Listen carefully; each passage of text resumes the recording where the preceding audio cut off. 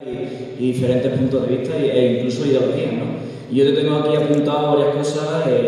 interesantes, ¿no?, que han metido en el debate, como la erosión de las clases medias, cómo eso va a llevar a la polarización social, el tema de la sobreacumulación que eso genera también la crisis en la que estamos, ¿no? Una cosa que también ha afinado, que es la tendencia de que tampoco defenestado se puede eliminar ciertas lógicas, sino que se pueden posponer, eso a través de parches, como ha definido, y que la respuesta a la crisis del 2008 vino por parte de esa clase media asustada, ¿no?, que veía como las condiciones de vida eran peores que las de sus padres, ¿no? Y de ahí viene la proletarización y de que a raíz de ahí también surgieron movimientos obreros, como aquí en Extremadura, que era el Campamento de Dignidad, la Marcha de la Dignidad, que era la vertiente más obrera de esas reivindicaciones, ¿no? Y como han metido ciertos elementos también, ¿no? Sobre todo habla de la proletarización que puede surgir también en la sociedad y está surgiendo, como no verlo como una amenaza, sino también como una ruptura, como canalizarlo a través de la ruptura. Y básicamente la tesis que tú planteas y vuestra herramienta política es que no podemos seguir haciendo la misma receta porque ya no tenemos tampoco las mismas condiciones y que ciertos posicionamientos políticos igual ya están agotados, ¿no? Esa es más o menos a grandes rasgos la tesis que pones encima de la mesa y que tú propones otra vía a construir, ¿no? Ahora vamos a dar paso a Antonio Flores de Ledesma, doctor en filosofía, extremeño, de aquí de Villafranca, representante de la Fundación de Investigaciones Marxistas aquí en Extremadura, y él quiere meter un poco en el debate la palabra cambio, como en realidad ponerlo en entredicho, ¿no? Hablamos mucho de cambio de ciclo, pero él dice que no, le va a meter que, o sea, él va a añadir que no hay un cambio de ciclo, sino que la lógica del sistema nos lleva a aquí y que no se está produciendo un cambio, entre otras cosas. Muchas gracias por la presentación, muchas gracias también por la invitación, porque me siento muy pequeño al lado de las otras dos personas que se encuentran en esta mesa. Así que bueno, voy a intentar ser, porque además el tema, es cierto, va a ser un poco más árido frente a las consideraciones mucho más concretas y mucho más actuales que han presentado los compañeros y compañeras que tenemos aquí en la mesa. Voy a intentar dar una perspectiva un poco más amplia, pero también un poco más teórica, así que voy a intentar ser más breve también para dejar espacio para el debate, sobre todo pensando en aportar elementos,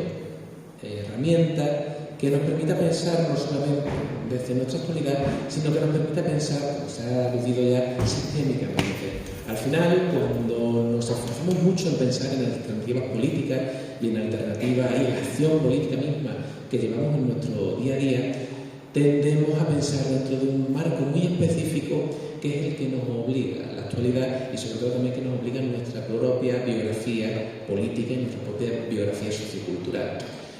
Sin embargo, es obvio que nos encontramos dentro de un marco mucho más amplio. Al final lo que se trata es de trabajar la conciencia histórica, porque esa conciencia histórica nos va a dar muchas veces detalles y elementos que faciliten el juicio del presente. Podemos pensar en la conciencia histórica o podemos pensar la forma en la que pensamos tradicionalmente la historia, en nuestra conciencia tradicional, con un eje de coordenadas, vertical y horizontal, donde en un plano horizontal encontramos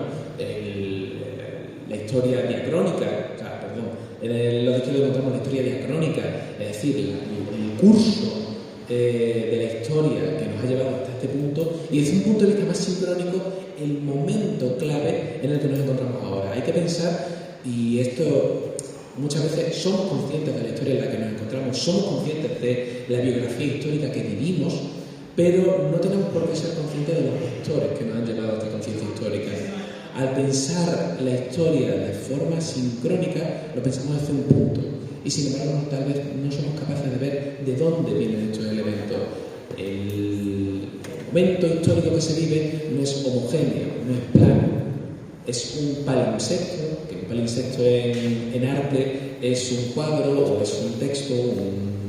un pergamino sobre el cual se ha borrado y se ha escrito encima, o sobre el cual se ha borrado y se ha pintado encima, y tiene capas y capas y capas de pintura. No sé si habéis visto alguna vez las noticias estas típicas en las que, por análisis de rayos X, descubrimos que, por ejemplo, un ejemplo muy famoso, en el Ángelus de Millet no están rezando el Ángelus y no están dos campesinos parados por la mañana parando sus labores para rezar el Ángelus, sino que estaban enterrando a un infante recién nacido en mitad del campo. Eso está en el cuadro, pero después el autor lo borró. Sin embargo, pertenece a la historia del cuadro. Nuestra conciencia forma también parte, se forma a través de ese palimpsesto. Y tenemos capas y capas y capas ideológicas de información, y de información histórica y de información biográfica, que son las que constituyen nuestra conciencia política en el presente. Muchas veces no lo reconocemos, y esto también nos lleva a tomar determinados caminos políticos o determinadas cuestiones políticas. Por eso me parece muy importante saber establecer esta diferencia entre lo que es la situación, el pensamiento situado en el que nos encontramos y esa historia de la que venimos. Porque en este pequeño cuadro de coordenadas, en esta pequeña tabla de coordenadas, se da también la situación de que el pensamiento no solamente se da a través de esta disonancia o esta ruptura entre lo que podemos reconocer conscientemente